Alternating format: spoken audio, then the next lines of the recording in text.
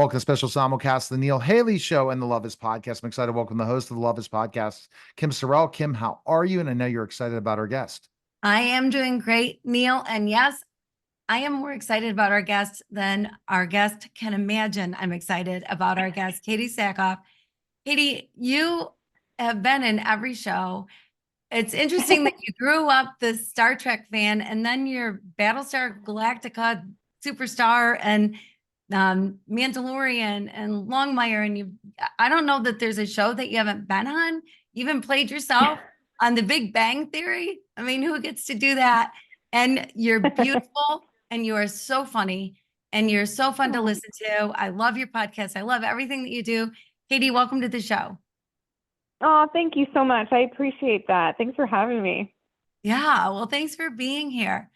I love your show because it's so human, right? Like you bring on people and it just is this fun conversation that we get to listen in on. How fun is it for you? So I thank you so much for saying that. That was my goal. I've been doing this a long time, like you said, almost 30 years now.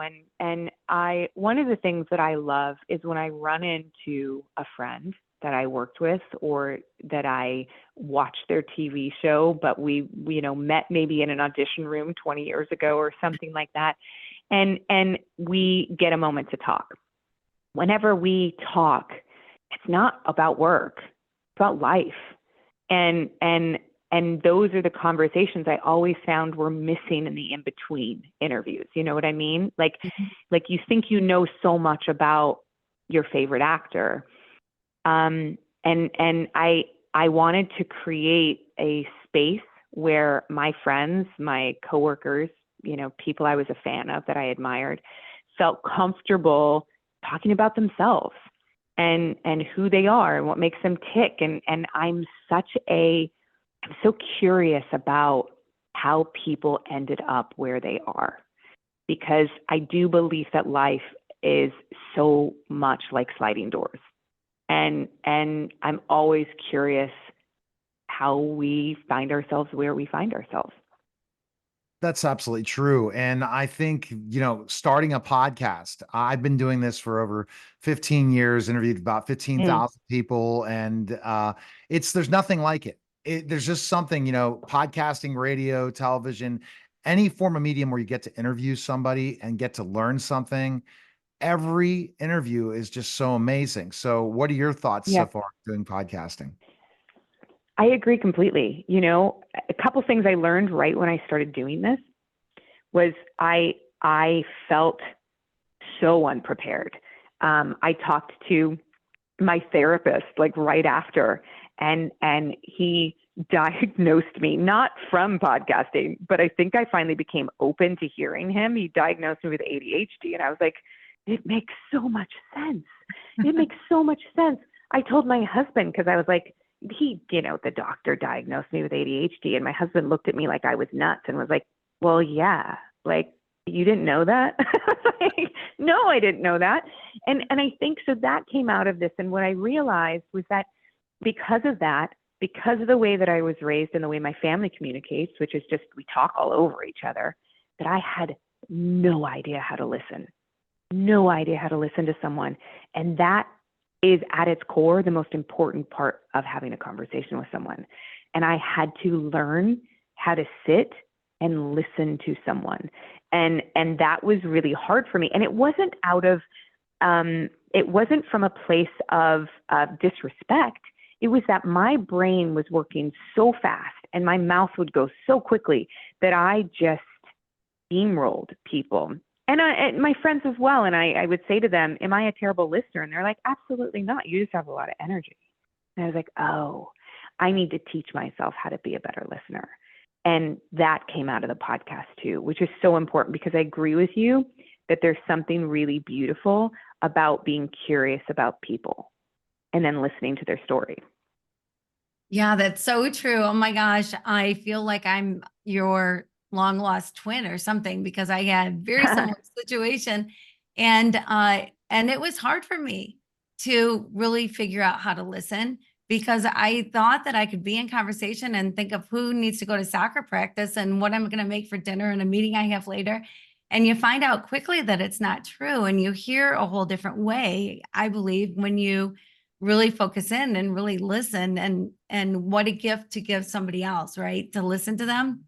And so, Yeah. yeah, yeah. And it's funny to me too, Katee, something you brought up earlier, that it's like every day leads you till today, right? And so like you could have been in the Olympics as a swimmer, and then you had an injury. So then that led you to something else, and then that led you to something else and something else. And here you are today. And you've had quite a journey. Yeah, I think one of the commonalities between the people that I talk to, the people that are successful in any aspect of their life, that even just like I'm talking to my dad, people that have the ability to pivot and that don't get hung up in what they thought their life was going to be are the successful ones. Because I think a lot of the times we don't allow ourselves to go where the universe is trying to take us because we're so caught up in what we thought we wanted. And that is a real common thread between people, is really just trusting your instinct and going where you feel you're a pull. And I think that is that sliding doors thing that we were talking about, right? If you feel a pull, go there, try something, and granted, life takes hold, you have children, all of these things where it's not as easy to do that kind of stuff as we get older. But you still have the ability to do it. You still have the ability to stay open to change and experience things that are outside of your comfort zone. I would have never done a podcast had I let my brain stop me, and I enjoy it so much. And you never know what it's going to turn out to be. Who knows? I have no expectations. 100%. One other thing I wanted to say is I'm a Battlestar Galactica fan of the original. Never saw the next series. So you have to smack me, and I'm going to go back and watch this. It's on my list now because I watched when I was a kid, Battlestar Galactica. I would go whenever it was on TV and they were going to do like reruns of every episode all the way through the series. I would like binge it before there was binging. It's a memory as a kid. So it's one of the biggest things. So I cannot wait to check out Battlestar Galactica that you were in for sure. Now I'm going to throw the last question, a love question, to Kim. Kim, go ahead with your love question. Okay. So Katee, you went through cancer. I went through cancer, and in the middle of my cancer, my husband got cancer and passed away. And so it made me wonder what love really is. And so I dedicated a year to figuring out the true meaning of love. I was in Haiti most of the time I was doing it. And the things that I found out about love just blew my mind. And so I'm always curious where love plays a role in your life. Like I can feel it through the phone. I mean, I can't even see your face, but I can feel your energy. And you got to love what you do, but also loving the people you're with, or I'm putting words in your mouth. I should just like answer the question. Where does love show up for you? Well, first of all, I'm so sorry for your loss. I can't imagine. The strength. I don't think people understand this, and I'm saying this as a mother whose daughter has cancer as well. And I've been open about this on my podcast, and I've had my own. The ability to get up every day when you have pain and you have loss is superhuman.